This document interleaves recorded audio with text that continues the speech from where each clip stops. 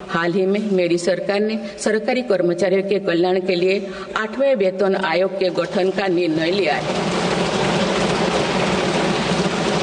ये निर्णय आने वाले वर्षों में सरकारी कर्मचारियों के वेतन में बड़ी वृद्धि का आधार बनेगा।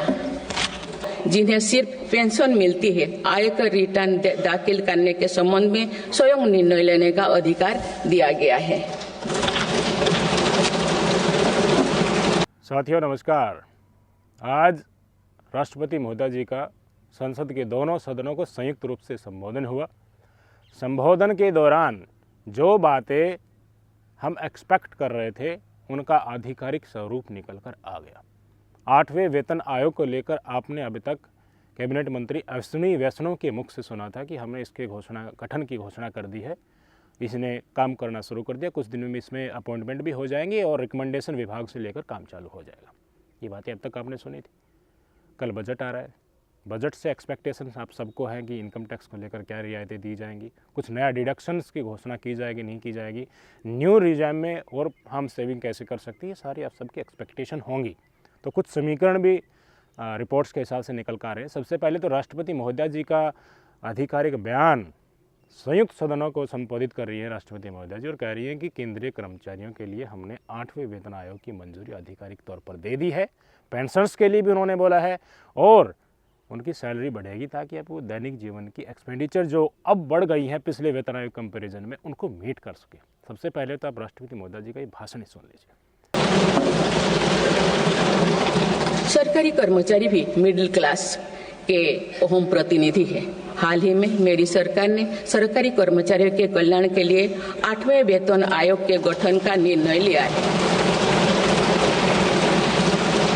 ये निर्णय आने वाले वर्षों में सरकारी कर्मचारियों के वेतन में बड़ी वृद्धि का आधार बनेगा। केंद्र सरकार के लाखों कर्मचारियों का यूनिफाइड पेंशन स्कीम के तहत 50% सुनिश्चित पेंशन देने का निर्णय भी लिया गया है, जिसका व्यापक स्वागत हुआ है। जिन्हें सिर्फ पेंशन मिलती है, आयकर रिटर्न दाखिल करने के संबंध में स्वयं निर्णय लेने का अधिकार दिया गया है। सुन लिया आपने, इसमें कोई संकोच नहीं, संदेह नहीं। इसके ऊपर राष्ट्रपति महोदय जी ने भी स्टेटमेंट दे दिया। मार्केट में जितनी महंगाई है, मार्केट में चीज़ों के दाम इतने बढ़े हुए हैं, आपके सर्वाइवल के लिए, पेंशनर्स और कर्मचारियों के सर्वाइवल के लिए कोशिशें की जाएंगी, राष्ट्रपति महोदय ने साफ कर दिया। अब आपकी कोशिशें हैं कि जो आपकी तनख्वाह मिलती है, पेंशन मिलती है, उसमें से ज़्यादा हम सेविंग कैसे कर सकें। मिल गया उसमें सेविंग तो करना है, इनकम टैक्स में सेविंग करना है, इनकम टैक्स भरोगे तो। न्यू टैक्स रिजाइम है, ओल्ड टैक्स रिजीम है। ओल्ड टैक्स रिजीम से सरकार चाहती है कि ज़्यादा से ज़्यादा हमारे कर्मचारी पेंशन या income tax payer new tax regime में आए, लेकिन न्यू टैक्स रिजाइम में डिडक्शन कम देखने को मिलते हैं। तो काफ़ी दिन से चेंज नहीं हुआ है। यही एक्सपेक्टेशन है कि न्यू टैक्स रिजाइम में कुछ ऐसा नोटेशन डाला जाए जिसके चलते शिफ्ट होने में कर्मचारियों को, पेंशनर्स को दिक्कत ना हो। अब खबरें ये निकल कर आ रहे हैं कि 10 लाख रुपए तक की सालाना इनकम को टैक्स फ्री किया जा सकता है अगर आप न्यू टैक्स रिजाइम में अडॉप्ट करते हैं।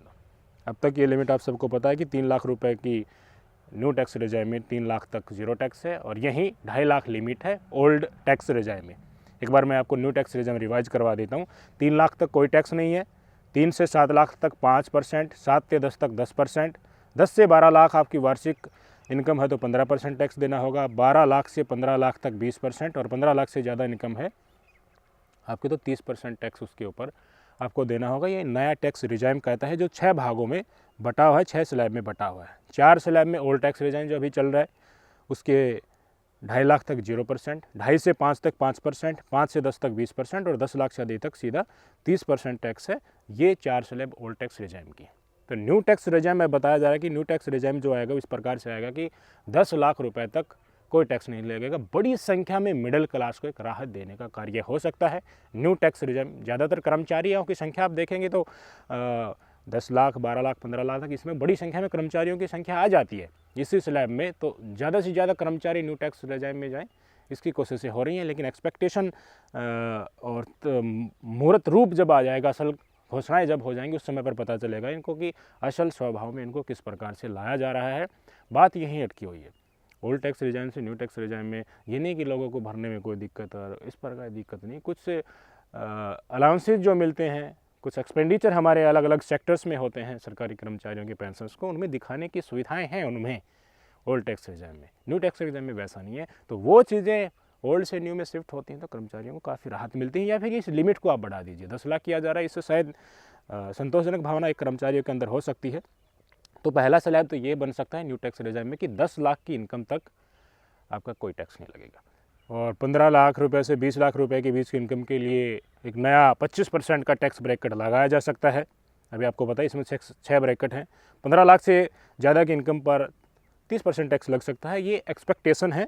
नई रिजीम के तहत बेसिक एग्जम्पशन लिमिट को 3 लाख रुपए से बढ़ाकर 5 लाख रुपए किए जा सकते हैं। ये हैं क्योंकि सारी की सारी एक्सेप्टेशन इसलिए है कि ज़्यादा कई दिन हो गए, कई साल हो गए न्यू टैक्स रिजीम को लाए हुए, अडॉप्ट नहीं कर रहे, तो कुछ ना कुछ कारण है। तो जो चीज़ें पुराने में मिल रही हैं वो चीज़ें नई में दे दें तो लोग अडॉप्ट कर जाएंगे। क्या कारण है उसमें? अगर अलग अलग सेक्टर में एक्सपेंडिचर हो रहा है, मीट किया जा रहा है, तो उनको दिखाने का भी रियायत होने चाहिए। ये सारी चीज़ें हैं, ये खुलकर कल सामने आ जाएंगी। सुबह सुबह घोषणा हो जाएगी बजट की, और टीवी पर टकटकी लगाकर आप सब देखेंगे, हम भी देखेंगे। और क्या घोषणा होती है असल रूप में, वो सब चीज़ हम आपको बताएंगे। कितना फ़ायदेमंद होगा, कितना आप एक्सपेंडिचर मीट कर पाएंगे, महंगाई से कितना लड़ पाएंगे, कितना सेविंग कर पाएंगे। और कुछ घोषणाएं भी स्पेशल केंद्रीय कर्मचारियों के लिए, सरकारी कर्मचारियों के लिए हो सकती हैं। अगर शहर में आप घर बनाकर रहना चाहते हैं, घर ही खरीदना चाहते हैं सब्सिडाइज रेट में लोन्स के लिए, तमाम चीज़ों के ऊपर बहुत सारी घोषणाएं कल होंगी। समराइज करके एक एक चीज़ आपको बताई जाएगी। तो स्टे ट्यून्ड। नमस्कार।